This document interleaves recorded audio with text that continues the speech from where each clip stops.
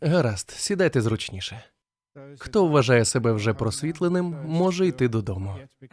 Тим, хто ще шукає просвітлення, краще залишитися тут.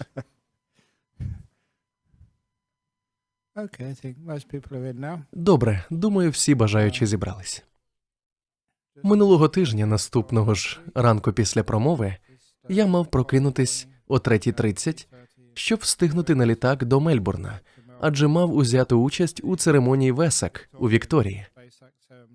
Виступити там з величезною кількістю промов, а потім повернутися сюди, щоб наглянути за магазином. Я багато працюю, а з віком стаю дедалі лінивішим. Тож я вирішив проводити лекції, щоб людям більше не треба було надокучати мені своїми питаннями. Найбільш тривожне питання, яке я чую і тут, і в Мельбурні, це що робити, коли відбувається трагедія, коли нічого не виходить, усе йде не так, як треба. Коли ви потрапляєте у велику халепу, ви приходите сюди, дратуєте мене. В мене і своїх проблем купа, і щойно я з ними закінчую і встигаю подумати, ну все, нарешті, спокій. Як з'являється хтось, кому конче необхідно поділитися своїми негараздами зі мною. А я то мріяв, що монахом буду вести тихе, спокійне життя. Натомість маю розв'язувати проблеми жителів Вікторії, збирати для них кошти, а тут телефонує хтось із Сіднею зі своїми проблемами, а потім ще хтось взагалі з далеких країн. Скільки там мільярдів людей на планеті? Це і справді чимало проблем. Отже, задля того, щоб я зміг розв'язати всі проблеми і спокійно піти собі на заслужений відпочинок, я сьогодні я і проголошую цю промову. Може, і не спрацює, але спробувати варто. То дійсно, що ж робити, коли все просто розвалюється? Коли життя стає занадто складним? Коли воно сповнене болю і розчарувань, а ви нічого не можете з цим вдіяти? Що робити, коли все дуже-дуже погано? Коли все дуже-дуже погано, перше, що ви маєте зробити, це сказати собі «Я цього очікував». Тому що надто часто ми дозволяємо собі дивитися на світ крізь рожеві окуляри, наївно вірити, що усе владнається само собою. Все завжди буде просто чудово. Що відбувається, коли ми дорослішаємо? Ми згадуємо ті добрі казки, де, врешті-решт, все закінчується добре і всі живуть довго і щасливо. Але тепер ми розуміємо, що це неправда. То у казці герої їдуть собі геть, осяяні променями вечірнього сонця. У житті вже тоді починаються суперечки, починаються розчарування. То чи можемо ми жити довго і щасливо? Чи це лише фантазія? Ви одружуєтесь, отримуєте роботу, виграєте в лотерею і думаєте, що віднині вже точно все буде прекрасно. Але ні, це не та казка. Справжня казка – це те, що можна побачити в монастирі Дхаммасара, коли монахині стають анагаріками, тобто повністю присвячують себе буддистській практиці, або коли послушниці стають монахинями. Ось тоді вони і живуть довго і щасливо. Знаєте, хто найщасливіші на світі люди? Сподіваюсь, один з них перед вами. Оце і є казка зі щасливим кінцем. Справжня казка зі щасливим кінцем має звучати так.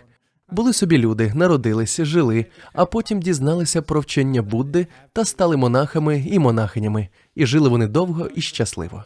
Але навіть монаше життя не рятує від складнощів та негараздів. То що ж робити з труднощами? Перш за все, передбачати їх появу. У тому то й проблема, що в багатьох випадках ми не передбачаємо, що може статись. Коли трапляється біда, ми вважаємо, що щось пішло не так. Коли ми вважаємо, що щось пішло не так, ми відчуваємо гнів і провину. Ми звинувачуємо інших. У цьому і полягає проблема. У цьому, а не в самому житті. У тому, чого ми очікуємо і як реагуємо, якщо наші очікування не справджуються. Отже, моя порада, про яку я вже говорив минулого тижня, будь ласка, не очікуйте забагато. Обожнюю той факт, що це повна протилежність загальноприйнятним ствердженням. Ставте високу планку, тягніться аж до зірок. Що вище ви підіймаєтесь, то довшим буде падіння. Тож не очікуйте забагато, і ви відчуєте себе щасливішими. І головне, сприймайте все як частину життя. Коли справи йдуть кепсько, на те є причина. Минулого разу я говорив про правило 70%. Якщо ви завжди отримуєте 100% того, чого хотіли, ви не навчаєтесь нічого. Якщо ви отримуєте 30%, ви отримуєте депресію, а в переважній кількості випадків ви отримуєте 70%. Так, відсотків на 30 щось йде не так. Але саме так ми вчимось, розвиваємось, дізнаємось про те, що потрібно налагодити, що потрібно зрозуміти, врешті, що саме потрібно зробити. Саме так, через навчання, ми дізнаємось, чому трапляються помилки, вибудовуємо стратегію, щоб уникнути цих помилок у майбутньому. Саме навчання має відбуватись, а не звинувачення чи покарання. Ми називаємо це правилом 3 В. Йдеться про ВВВ, тобто визнати, вибачити, вивчити. Щоб не сталося, визнайте це, усвідомте. Так, помилки робити боляче. Вибачити означає не звинувачувати ані інших, ані себе, адже звинувачення себе веде до почуття провини. Необхідно вивчити ситуацію, навчитися нового. Це найголовніше. А ось вам одна з найкращих історій, яку я коли-небудь чув. Це класична буддийська історія, яку я трохи змінив, як я зазвичай роблю. Не розповідайте історії однаково, змінюйте їх, адаптуйте, дайте їм рости і розквітнути. Отже, це історія про чоловіка, який втікав від тигра. Це історія про те, що робити, коли стає дійсно непереливки. За ним гнався тигр у джунглях. Тигр-людожер.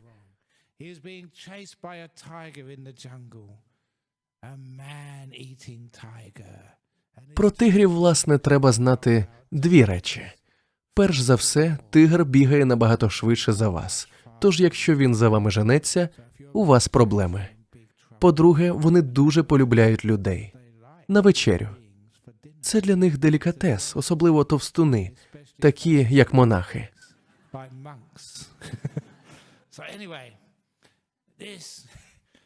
Отже, тигр гнався за тим чоловіком.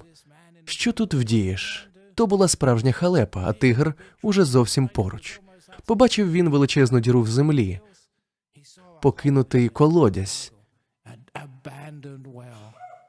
Так, правда захопливо?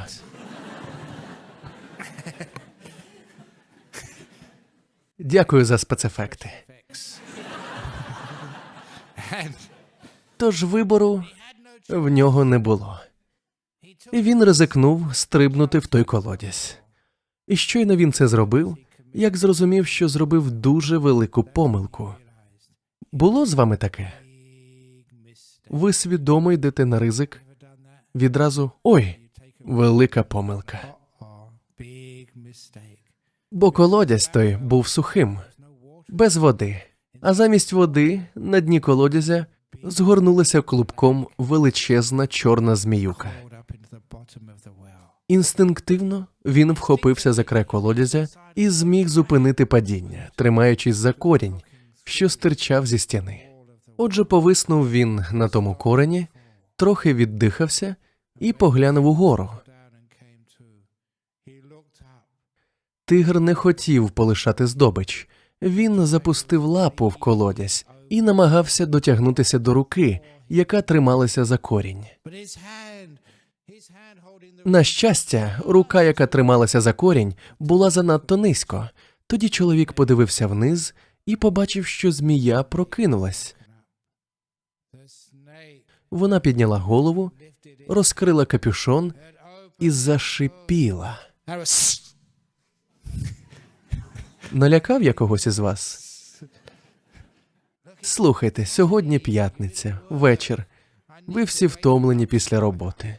Треба ж було вас якось розбудити, оживити цю історію. Вона намагалася вкусити чоловіка за ноги, але вони були занадто високо. Тож вона витягнулась, прагнучи дістатися до нього. Так він і висів між тигром-людожером і отруйною змією.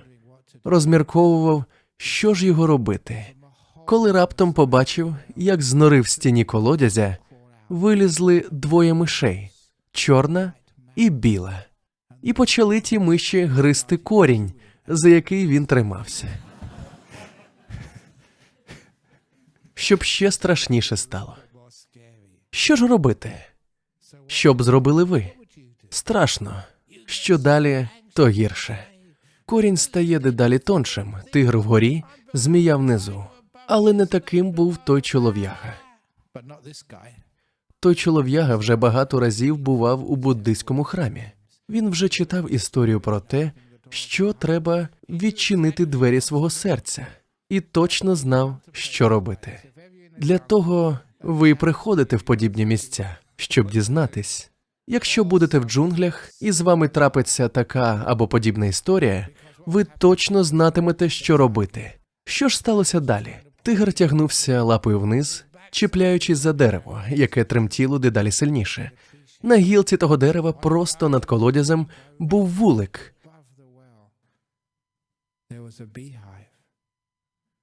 За бджіл не турбуйтесь, з ними все гаразд. А от вулик захитався, і з нього почав капати мед. Чоловік висунув язика, зловив краплини меду і сказав: смакота.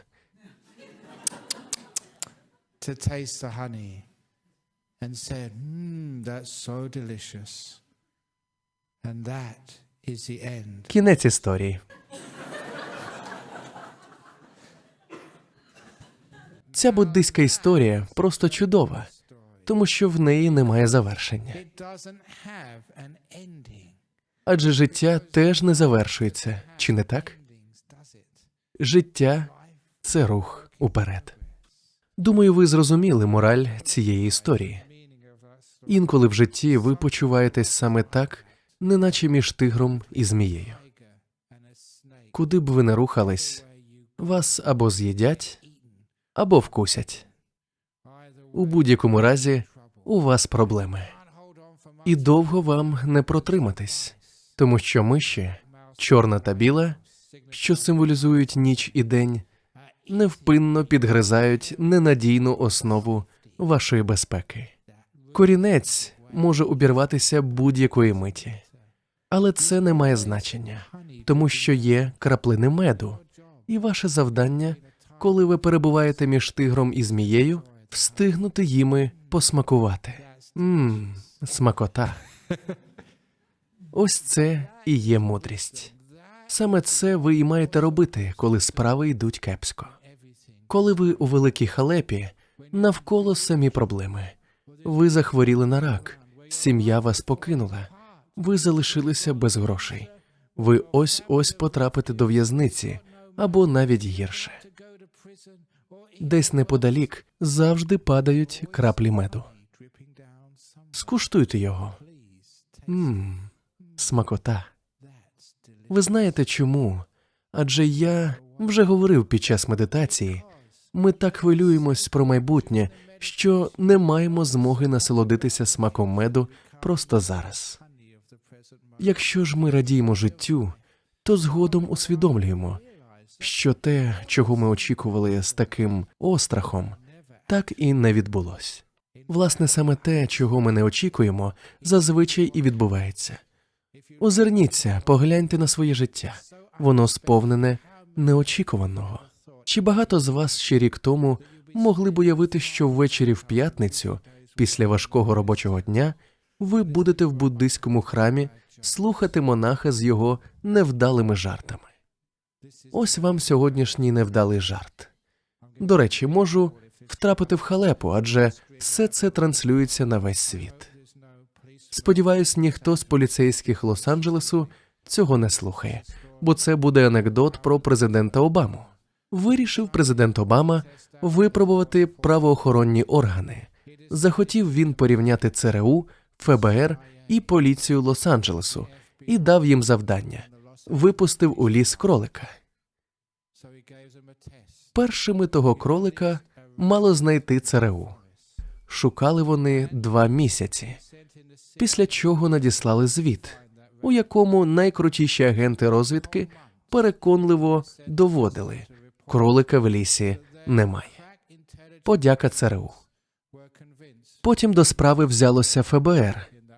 Шукали завзято, перестріляли половину дерев у лісі і за місяць виступили з заявою про те, що повністю згодні з ЦРУ. Кролика в лісі немає. Нарешті направили туди людей з управління поліції Лос-Анджелесу. Ті пробули в лісі години 3-4, після чого повернулись з геть побитим ведмедем, який йшов, піднявши лапи вгору, і кричав: «Гаразд, зізнаюсь, кролик я кролик».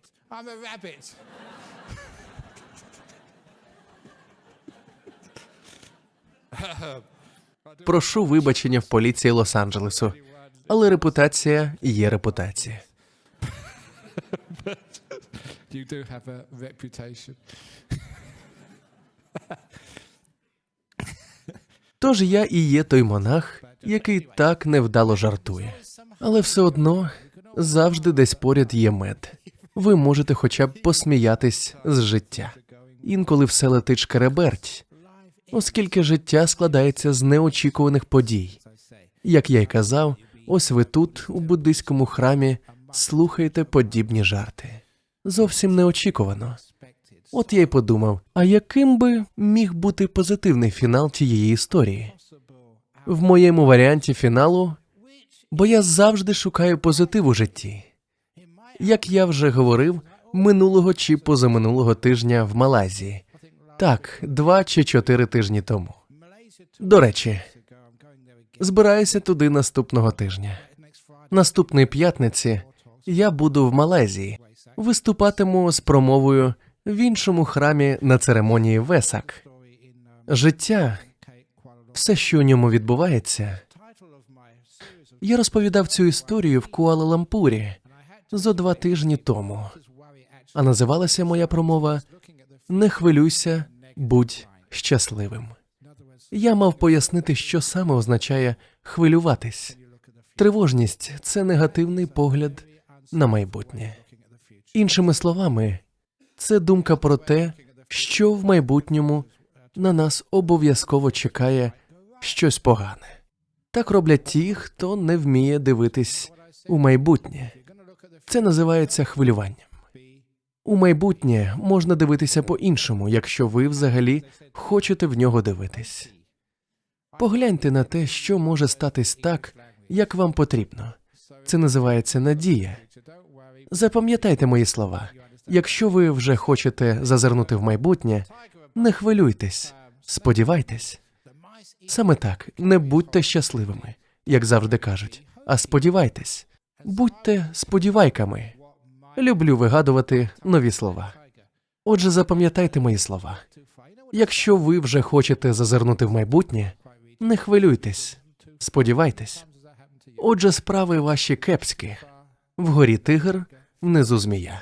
Миші підгризають ненадійну основу вашої безпеки. Не хвилюйтесь, сподівайтесь. Ось як, на мою думку, усе мало закінчитись. Той тигр нахилився трохи занизько. Знаєте, до чого доводять жадібність, коли чогось дуже хочеться, а ніяк не дотягтись? Скільки разів це траплялося з вами? Тигр нахилився і завалився в той колодязь.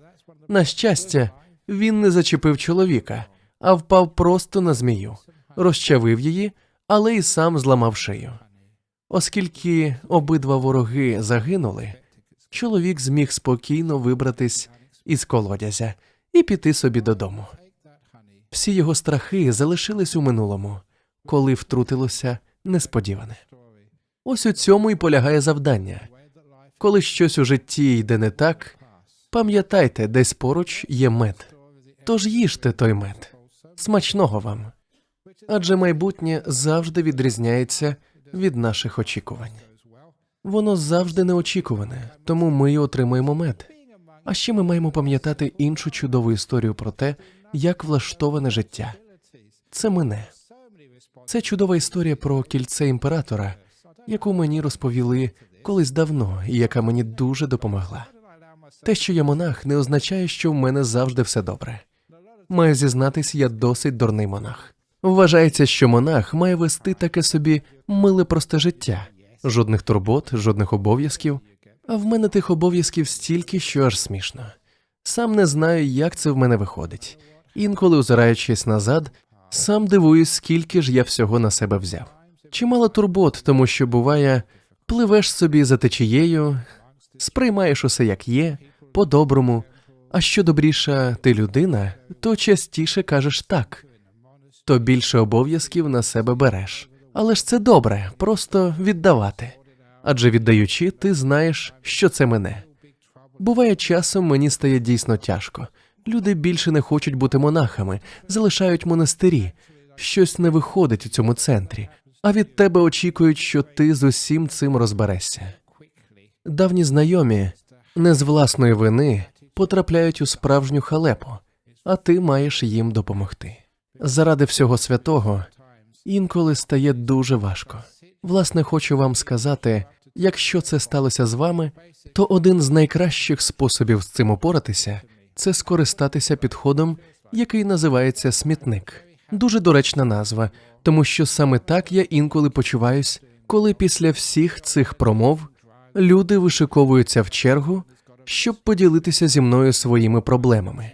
Вони просто закидають мене власним сміттям. Саме так і відбувається. Виникає саме таке відчуття, але я зовсім не заперечую. Я радий отримати ваш непотріб.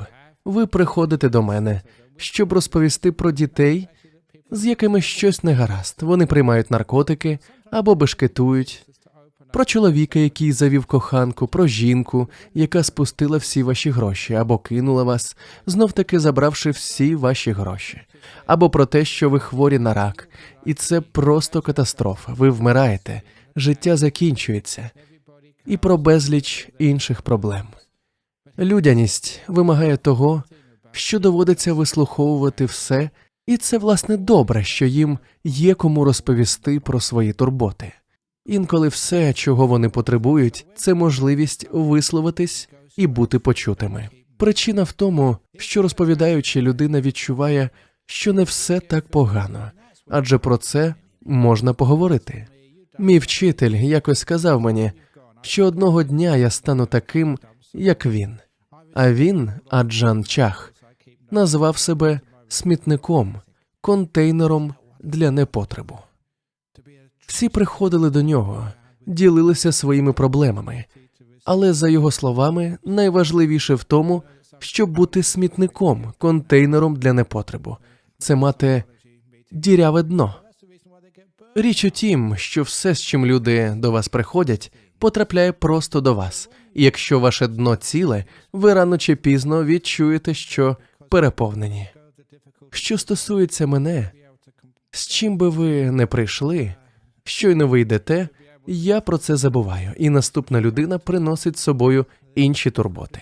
Я отримую все це, але заради всього святого я ж не залишаю це в собі. Коли я повертаюсь додому, я забуваю про все почути. Хіба не чудово бути на таке спроможним? Бути контейнером для сміття, таким собі ідеальним звалищем для непотребу. Це означає, що ви маєте удосталь місця для всіх турбот, якими ділиться наступний відвідувач. Знаю, що деякі психологи відчувають професійне вигорання. Причина вигорання в тому, що вони забагато тримають у собі. Якщо ви переживаєте труднощі, навчіться їх відпускати. Інакше, якщо ви не відпустите від себе труднощі, які маєте сьогодні, у вас уже не буде сил впоратися з тими, які прийдуть завтра. Знаєте, труднощі з'являються постійно, але ж вони і минають. Це мені подобається в історії, яку я хочу розповісти. Про кільце імператора, бо імператор став... Ви ж знаєте, хто такий імператор, чи не так? Це ви. Ви і є імператором вашого життя, вашого тіла, вашої маленької родини, вашого світу. У цій історії імператор був молодим хлопцем, який ще не мав життєвого досвіду. Допоки все було добре, він був упевнений, що життя влаштовано саме так, що він так і буде веселитися на вечірках, влаштовувати свята і причудово проводити час, що взагалі-то правильно, якщо все в житті добре, радійте життю. Але сприймаючи своє безтурботне життя як належне, він не розумів, що воно коли-небудь скінчиться. Це означало, що він не готувався до важких часів, а потім настали нелегкі часи. По-перше, він їх не очікував, по-друге, не знав, що йому робити, а тому почувався пригніченим і роздратованим, гнівався на інших і на самого себе за скоєні помилки. Він почувався некомпетентним, не міг нічого вдіяти, просто сидів у себе в кімнаті, сповнений важких думок, сліз, гніву і печалі. Він не знаходив способу розв'язати проблеми. Було, звісно, в імператора багато міністрів, які мали б йому допомагати, але обов'язок піклуватися про короля не означає, що ви можете наказувати йому, що робити. Він вас не послухає. Це як у сім'ї. Чоловік не буде дослухатися до порад, так само, як і жінка ні за що не буде слухатись. Тут треба бути не лише розумним, але й хитрим. То що ж зробили міністри? Вони взяли кільце.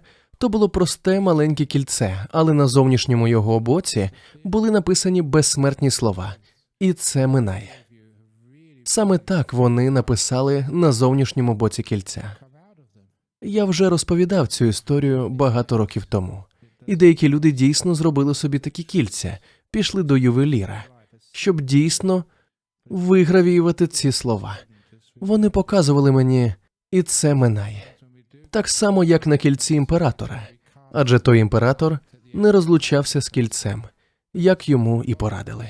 Це змінило все його життя. Коли було важко, коли було багато проблем, коли ставало просто нестерпно, він дивився на кільце, а воно говорило йому, що це минеться. І так і відбувалося. Це не просто теорія, це правда. Ви всі багато пережили, але ви залишили це в минулому. Хоч би як не було погано, це не навіки. Це правда, у цьому сутність життя, проста правда, яку ми намагаємося краще зрозуміти тут сьогодні. Нагадайте собі, інколи ми губимо шлях у темряві. Ми, як то кажуть, не бачимо світла в кінці тунелю. І це стає ще однією проблемою, бо ми почуваємося дедалі більше пригніченими, тому що не бачимо кінця нашим нещастям. То кільце могло б вам нагадати, хоч би як не було важко, це скінчиться, це не навіки. Пам'ятаю, я говорив про це багатьом в'язням, з якими зустрічався в тюрмах. Байдуже, який термін вам присудили, ви навіть не счуєтесь, як настане день. Ви вийдете звідси, вийдете з цієї в'язниці, почуваючись щасливими, бо будете вільними. Пройде ще рік або два, і ви навіть не згадаєте в'язницю. Ваше життя буде зовсім іншим. Все справді минає. Не можу не розповісти ще одну історію. Не знаю чому, я вже стільки говорив про це у всьому світі, і нещодавно також. Гаразд, не зважайте, історії, які повторюються, теж минають. Якщо стане вже зовсім сумно, якщо ви відчуєте себе між тигром і змією, згадайте, десь поряд має бути мед. А історія ця, яку я прочитав в одній статті, про малого хлопця років, може 6, з Лос-Анджелеса, який втік з дому від своєї жорстокої сім'ї, де його били, де про нього не піклувались. Тож він втік з дому і жив на вулиці з 6-річного віку. Неймовірно, що йому вдалося вижити. Але ж ви розумієте, як саме йому це вдалося. Спочатку дрібні злочини, арешт, час від часу, потім злочини ставали все тяжчими. Він перетворився на злочинця-рецидивіста. Чи могло що змінити його життя? Йому було вже років 50 чи трохи менше. Завершувався черговий термін його ув'язнення. Його кураторка намагалася знайти йому роботу. Але як можна було це зробити? Тільки уявіть, людина все життя провела у в'язниці. Який роботодавець захоче взяти такого співробітника? Але кураторка виявилася людиною дуже винахідливою. Їй вдалося знайти йому місце, яке ідеально пасувало до його життєвого досвіду і кваліфікації. Знайомі її знайомих якраз знімали фільм про гангстерів і шукали людину, добре обізнану з говіркою і поведінкою криміналітету. Щойно він звільнився, як кураторка влаштувала його консультантом на зніманні фільму про гангстерів, що ідеально відповідало його кваліфікації. Але режисер фільму був настільки вражений його щирим образом злочинця, що дав йому роль у тому ж фільмі. Це зробило його зіркою екрану. То були «Скажені пси», фільм, з якого розпочалася режисерська кар'єра Квентіна Тарантіно. А статтю, яку я прочитав, написав сам її герой. Через півроку після виходу з в'язниці, сидячи у своєму розкішному домі десь у Малібу, маючи більше грошей, ніж за все своє попереднє життя. Після успішного виходу фільму він одружився зі своєю кураторкою і сам не міг повірити в те, як же стрімко змінилося його життя.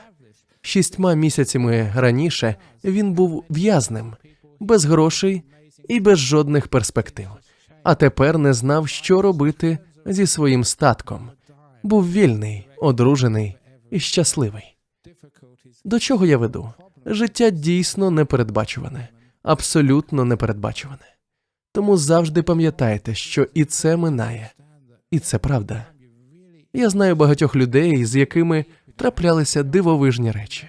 Речі, які змінили їхнє життя, змусили їх піти зовсім іншим шляхом. Їм вдалося подолати труднощі, пройшов час, і проблеми, які вони так довго намагалися розв'язати, залишились у минулому. Саме тому вкрай важливо розуміти, що навіть коли ви по вуха в лайні, коли вам дійсно не переливки, треба пам'ятати, що і це минає. Чудово, що ми можемо про це пам'ятати. Це додає вам сміливості і впевненості. Це наше світло в кінці тунелю. Це означає, що ви можете йти вперед. Яким би темним не здавався морок, десь поруч завжди має бути мед. Отже, навіть якщо життя розсипається на друзки, шукайте в ньому щасливі і радісні моменти, і вам стане легше. Трапляється, що навіть знаючи за мед, люди відмовляються пити чи їсти його, тому що бояться, тому що не знають, як треба жити.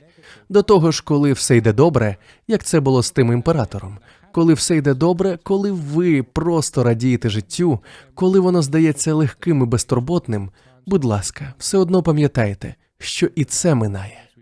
Люди часто відкидають цю думку як негативну, не хочуть негативу в житті. Але ж коли імператор дивився на своє кільце, у щасливу годину він розумів, що вона теж мине. І це змушувало його докласти ще більших зусиль для того, щоб продовжити ті щасливі часи. Наша проблема в тому, що ми все сприймаємо як належне. Нашого партнера, наших дітей, наше життя загалом. А що вже монахів і монахинь сприймають як належне, це я точно знаю. Ми абсолютно все сприймаємо як таке, що просто має бути, само собою. Ми байдужі, хоча мали б піклуватися і берегти те, що маємо. Якби ви тільки пам'ятали, що і це також мине, ви б набагато більше раділи життю, приділяли б набагато більше уваги і співчуття тому, що маєте, і тим, хто навколо вас, якби пам'ятали, що одного дня все це залишиться в минулому. Багато хто з вас когось втратив – брата, батька, чи матір, сина, доньку, когось найдорожчого. Знаєте, це ж не навіки. Наші стосунки з близькими людьми. Ми часто не цінуємо тих, хто поряд з нами. Якби ми знали всі ці роки, доки ми були разом, що цьому прийде край, якби ми усвідомлювали, що це коли-небудь скінчиться, ми б ставилися до цих відносин набагато уважніше. І навіть потім, уже залишившись на самоті, ми пам'ятали, як багато радості принесли нам ці стосунки, тому що ми дбали про близьких нам людей. Наша проблема в тому, що ми забуваємо, наскільки прекрасне наше життя, стаємо байдужими або, як говорив Будда, недбалими. Це була остання порада, яку він дав у своєму житті. Будьте уважними, небайдужими, дбайте про кожну мить життя, адже жодній з них не буде вороття, і це минає. Історії про те, що все минає, справляють дуже сильне враження. Наступна моя історія буде про те, що робити, коли стає дійсно дуже-дуже важко, коли ви опиняєтесь між тигром і змією. Це історія чоловіка, який був солдатом у Бірмі під час Другої світової війни. Ми з ним були колегами впродовж того єдиного року, коли я працював учителем у школі. Він розповів мені цю історію вже в поважному віці, збираючись на пенсію. Під час Другої світової війни його мобілізували до британської армії і направили до Бірми, де точилися бої з японцями. А він же не був військовим, він був просто шкільним учителем. У ті дні мобілізували всіх. Отже, він опинився в чужій країні, яку зовсім не знав. Мав там воювати, а він на цьому зовсім не розумівся. Там навколо летіли справжні кулі, тож йому було дуже лячно. І от одного дня, розповідав він мені, його страхи досягли свого апогею. Це сталося у джунглях під час патрулювання, де він був разом з невеликим британським загоном. Один з тих, хто повернувся з розвідки, доповів їх капітану, що вони стикнули з величезним угруповуванням японських військ. Японців було набагато більше, британці опинилися в оточенні, з якого не сподівалися вийти. Він був упевнений, що незабаром помре. Війна навколо, ворог, який має численну перевагу, він думав, що скоро помре. Якщо ви знайомі з тим, хто брав участь у бойових діях, то вони, мабуть, розповідали, що на війні ніколи не знаєш, хто стане героєм, а хто боягузом. Трапляється, що сильні, здоровані, опинившись у такій жахливій ситуації, просто втрачають глузд. Тоді як який-небудь непомітний чоловічок, про котрого вам і на думку б не спало, що він може стати героєм, раптом виростає на очах. І ось хлопець відчув, як його переповнило відчуття героїчності. Він вирішив, що має стати героєм. Він звернувся до капітана. «Нумо прориватись. Шанси на виживання нульові, але хто знає, раптом комусь вдасться вижити». Ну, ви знаєте, у фільмах завжди хтось виживає. Хто знає? І взагалі, якщо вже судилося померти, то давайте хоча б прихопимо кілька ворогів з собою. Це був би героїчний вчинок, вчинок справжніх чоловіків. Тож він запропонував спробувати вийти з оточення. Але капітан відповів: «Ні, ми цього не зробимо. Це наказ». І вони мали виконати наказ. Натомість капітан наказав їм сісти і випити чаю. Не можу не додати, що це, врешті-решт, була британська армія. Мій знайомий не повірив власним вухам, коли почув наказ готувати чай. Вони ж були в оточенні японських військ. Ворог значно переважав їх численністю. Вони ось-ось мали загинути. Який ще там чай? Але наказ є наказ. Його треба виконувати, хоч йому здавалося, що нічого безглуздішого він у житті не робив. Згодом виявилось, що це врятувало йому життя. Не встигли вони заварити той чай, як до капітана підійшов один з розвідників і щось тихо йому сказав. Вислухавши, той зібрав весь загін і повідомив, що, за даними розвідки, ворог передислокувався. З'явився прохід, яким вони могли скористатись. Тож нехай кидають усе і вирушають. Був шанс урятуватися усім. Так і вийшло. Тому він і зміг розповісти мені цю історію. Він додав, що завдячує життям мудрості того капітана. І не тільки через цей випадок. Коли нічого не вдієш, ви в оточенні та смерть зовсім поряд, що робити? Сядьте і випийте чаю. Якщо віддаєте перевагу каві, кава теж підійде. Напій, звісно, не має значення. Головне, отримайте задоволення від того меду, який знайдете в житті. Тому що все змінюється. Ворожа армія не стоїть на місці. Тож, якщо на вашому боці є розвідник, тобто уважність і обізнаність, ви помітите появу шляху до виходу, шляху до втечі. Якщо ви зачекаєте, ви знайдете той шлях і зможете уникнути небезпеки. Проблема переважної кількості людей в тому, що в скрутній ситуації, коли вони оточені ворогами, коли смерть близько, вони почуваються розгубленими, сумними, роздратованими або пригніченими. Ми не вміємо просто сісти і пити чай. Не вміємо насолоджуватися життям перед смертю. Але ж згодом виявляється, що життя продовжується. Ми насолоджуємося життям. Ми чекаємо, що ситуація зміниться, і ми зможемо врятуватись. Розповівши цю історію, він сказав, що був хворий на рак. Фінальна стадія. Думав, що скоро помре.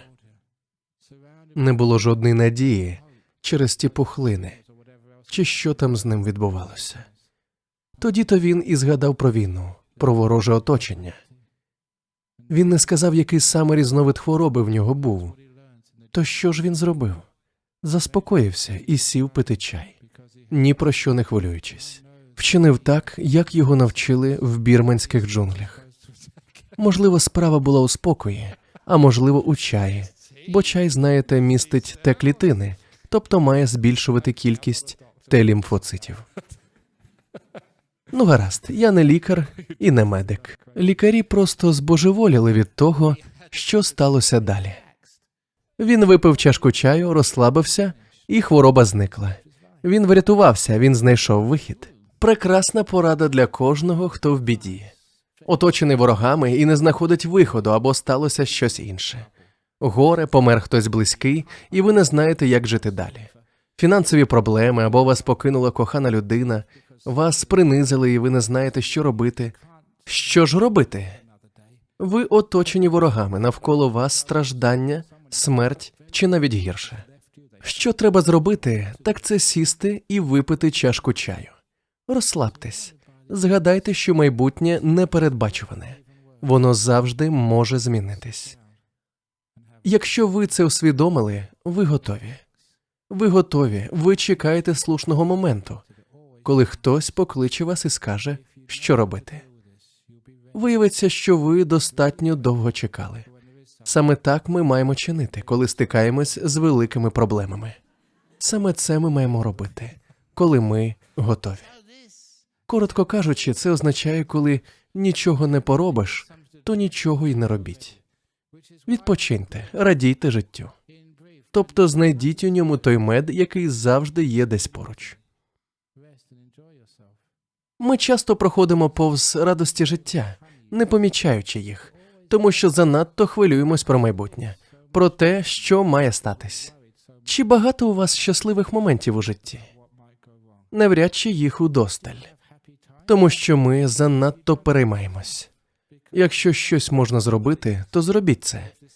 Але ж якщо нічого не вдієш, то просто посмакуйте мед, випийте чашку чаю, насолоджуйтесь моментом. Навіть коли все йде не так, як треба, будь ласка, насолоджуйтесь. А чому б і ні? Більше все одно нема чого робити.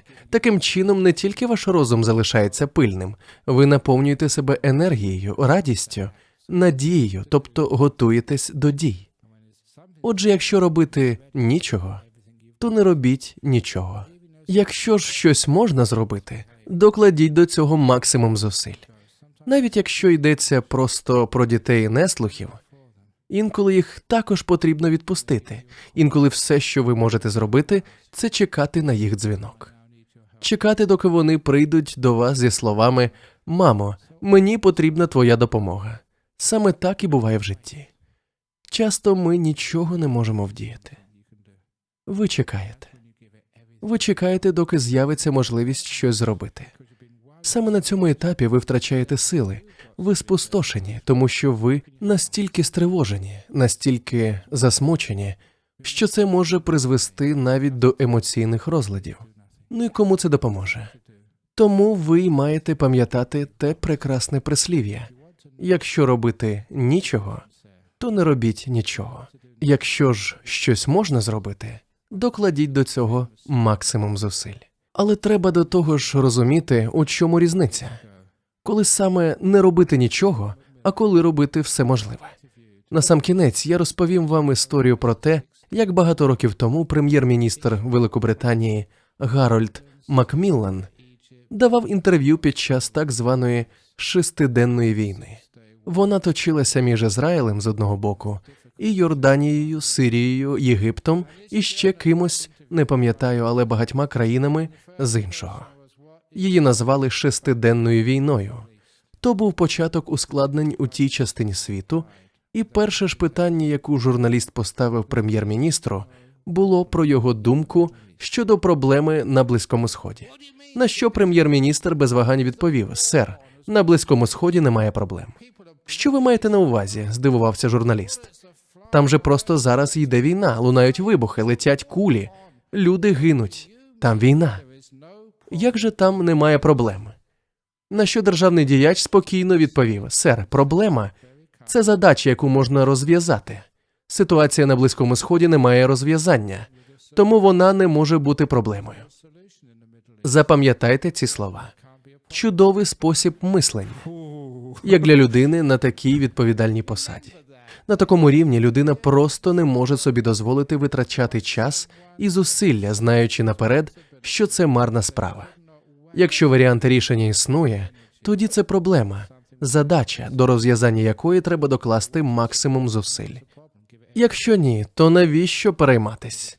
Згадайте, якщо хтось обізвав вас свинею, чи це проблема? Тільки якщо її можна розв'язати. Якщо ні, добре, бувайте. І не подумаю перейматися цим. Запам'ятайте, саме так і треба сприймати всі життєві негаразди. Якщо ви помираєте, дійсно помираєте. Чи це проблема? Якщо ви можете бодай щось вдіяти, добре, докладіть до цього максимум зусиль. Не можете? Прекрасно, то немає і проблеми. Хіба не чудово? Більше немає потреби ходити туди-сюди по всіляких призначеннях. Більше жодних процедур. Ви ж однаково помрете. Нарешті більше нема про що хвилюватись.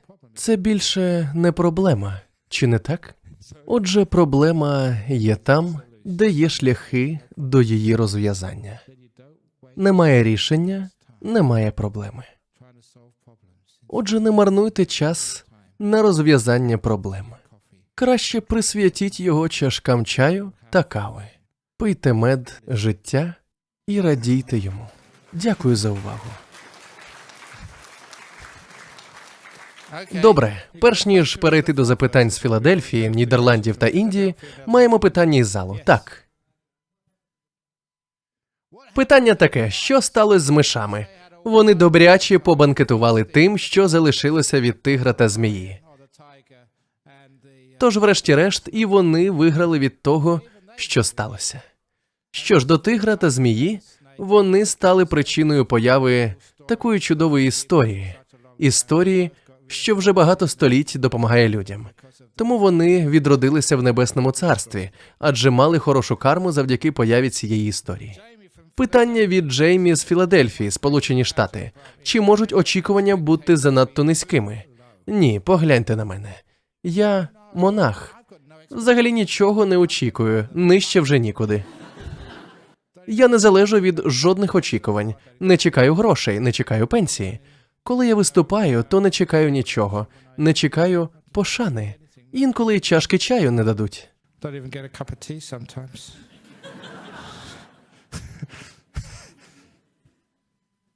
So, Отже, ті, хто хоче дізнатись істину, ось вона. Жодне очікування не справджується повністю. Річ у тім, що ви не повністю розумієте теперішній момент, місце, на якому будується ваше майбутнє. Коли ви чогось очікуєте, ви нічого не пізнаєте. Очікування – це повна протилежність пізнанню. Завдання, яке має ставити перед собою справжня людина, яка прагне пізнати цей світ, це дослідити його, а не просто чекати, що станеться. З реалій сьогодення ви вдивляєтесь у майбутнє, намагаючись передбачити, чи справдиться яка-небудь вигадка. Тобто, виходить, що всі передбачення – це насправді марнування часу. Досліджуйте краще мить, яку ви проживаєте тут і зараз. Зробіть цю мить прекрасною, мирною, щасливою. Віддайтеся повністю життю. Це найкраще, що ви можете зробити. Це називається законом карми. Що посієте сьогодні, пожнете в майбутньому.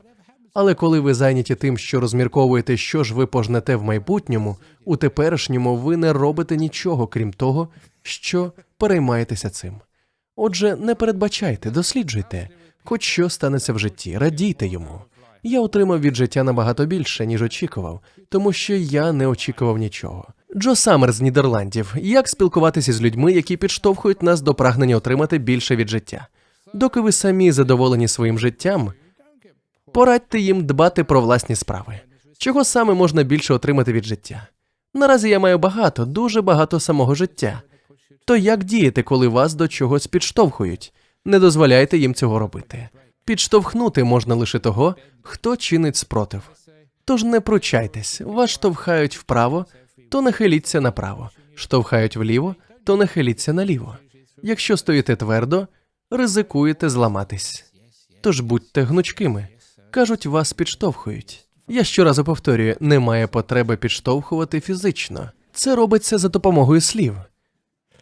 то й ви скористайтесь словом «так». Завжди кажіть «так, так, так». Так, любий, так, матусю, так, батько. А сказавши «так», ідіть і робіть по-своєму. У цьому і є сенс слова «так». Знаєте, краще кажіть завжди «так». Якщо ви кажете «ні», у вас проблеми. Вам доводиться сперечатись, і ви... Гаразд, я не мав би розкривати ці хитрощі, бо це мої хитрощі.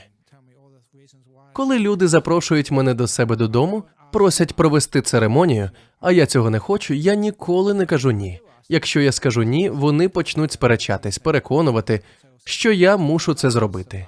Я відповідаю, що спитаю про це монахів, коли наступного дня повернуся до монастиря. Я так і роблю, пояснюю монахам, що не хочу йти, та запитую, чи не могли б вони сказати «ні». Вони кажуть «ні». Ну що ж, я запитав, вони сказали «ні». Завжди старайтесь перекласти відповідальність на когось іншого. Є, правда, ще один спосіб. Коли мене до чогось підштовхують, я відповідаю, що подумаю про це. Є речі, про які я вже багато років думаю. І це не брехня, я про них думаю, адже монахи ніколи не брешуть. Добре. Є один жарт, сексистський, але смішний. Тож я заздалегідь прошу пробачення в усіх жінок. Мені розповіли його багато років тому. Він не стосується Австралії, лише інших країн, тож пробачте мені. Це історія про різницю між дипломатом і леді. Матиму проблеми, але вже занадто пізно. То в чому ж різниця між дипломатом і леді? Якщо дипломат каже «так», це означає «можливо». Якщо дипломат каже «можливо», мається на увазі «ні». Якщо дипломат каже «ні», то це взагалі не дипломат. Дипломати не кажуть «ні». Вони кажуть «ну, можливо», маючи на увазі «ні». Вони кажуть «так», маючи на увазі «можливо». Тоді як леді, якщо вона каже «не мав би я цього говорити», якщо вона каже «ні», це означає «можливо». Якщо вона леді каже «можливо», це означає «так». Якщо ж вона каже «так», то вона не леді.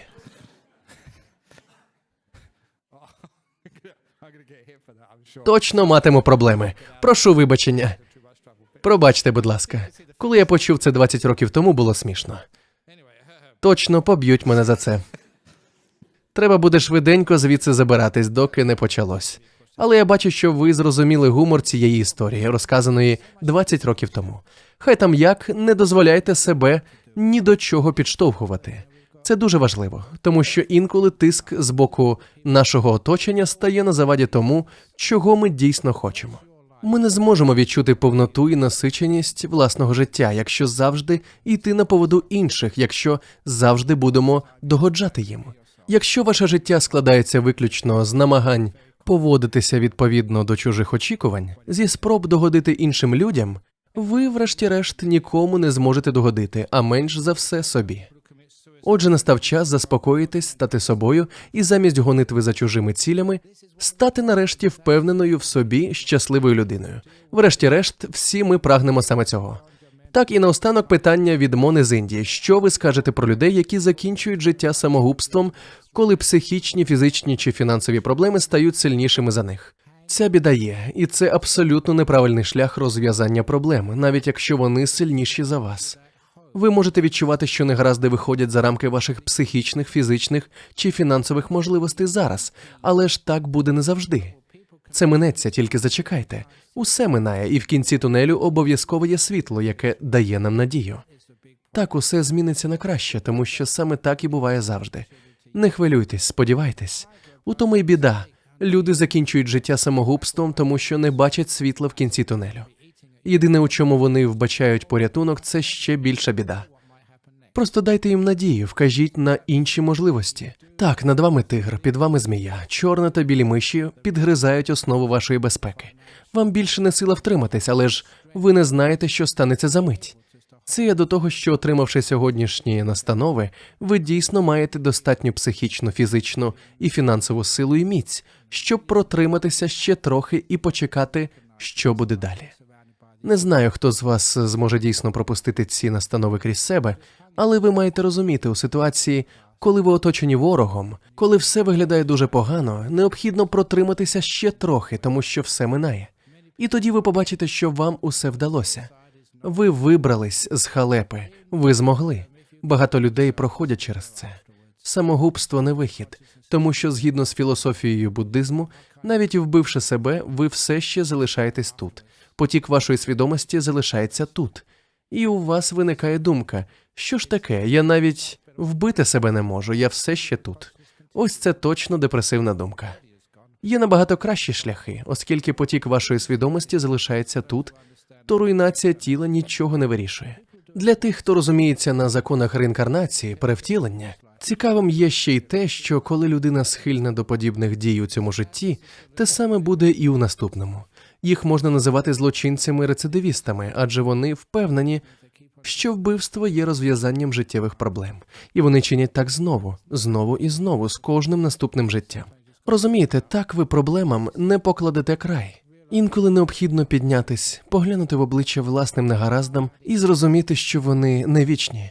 Як би не було погано, це не навіки. Я вже розповідав кілька тижнів тому, як я був хворий. Мені було дуже тяжко. Було це в лікарні, що називається Третього світу, в Убоні, у Таїланді років 35-37 тому. І було мені дуже погано. Першого вечора, уявіть собі, тиф, самопочуття жахливе, на межі життя і смерті, а медсестра йде додому о 6 вечора. Проходить година, а нічної медсестри все ще немає. Я запитав монаха, який лежав зі мною в одній палаті, чи не треба нам комусь про це повідомити, а що як щось станеться серед ночі, нікому буде допомогти. Монах на те відповів, що в тій лікарні немає нічної медсестри, лише та, яка працює вдень. А якщо раптом щось станеться серед ночі, так то погана карма. Це якось не додавало впевненості. Медсестри працювали фактично півдня, а вночі можна було сподіватися лише на самого себе. Навколо важкохворі люди, а жодного дзвінка виклику немає. Хоч кричи, однаково ніхто не прийде на допомогу. Так собі лікарня, хай там як, але після 2 чи 3 тижнів важкої хвороби до мене навідався Аджан Чах. А він на той час уже був неабиякою знаменитістю, і ось так просто прийшов мене навідати. Мені було так приємно, я відчув таке щастя і полегшення, адже великий вчитель прийшов навідати мене. Ейфорія тривала недовго, секунд так 5, оскільки великий вчитель підійшов до мене і сказав: «Брамавамсо, це повне ім'я, не просто Аджан Брам. Брамавамсо, ти або одужаєш, або помреш». І пішов. Мудрість його була безмежною, а от манери спілкування з хворими – жахливими. Але ж це вірно, життя швидкоплинне. Або одужаєш, або помреш. От і все.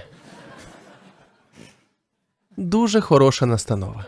Наступного разу, як будете навідувати матусю в лікарні, скажете: «Я тут чув від одного монаха, ти або одужаєш, або помреш. Бувай, побачимось завтра». Не робіть так, це дійсно боляче. Але ж це правда, ніщо не тягнеться вічно. Зазвичай нам стає краще. Йдеться про те, що треба сподіватися на краще.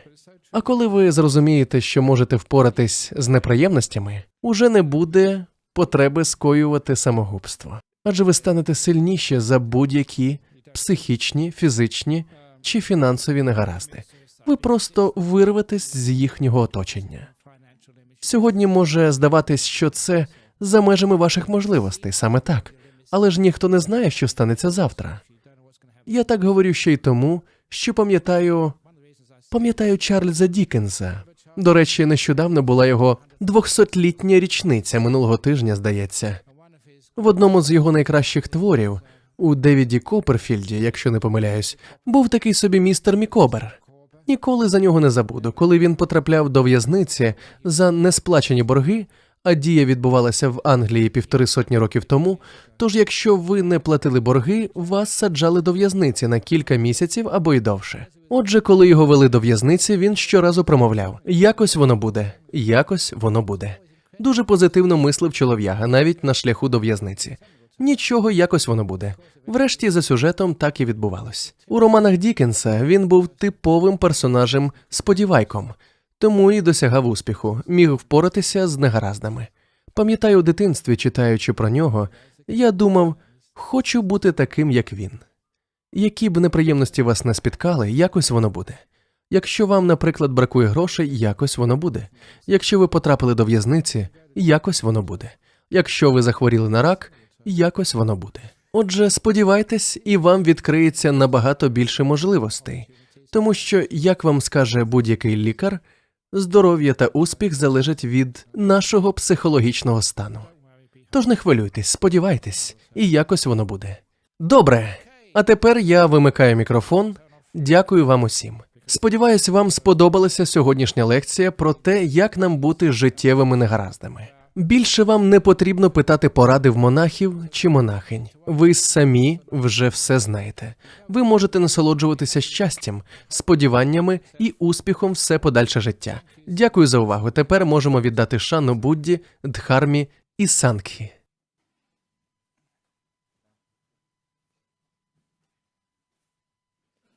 Arahang Sama Sambuddho Bhagava Buddhang Bhagavantang Abhivademi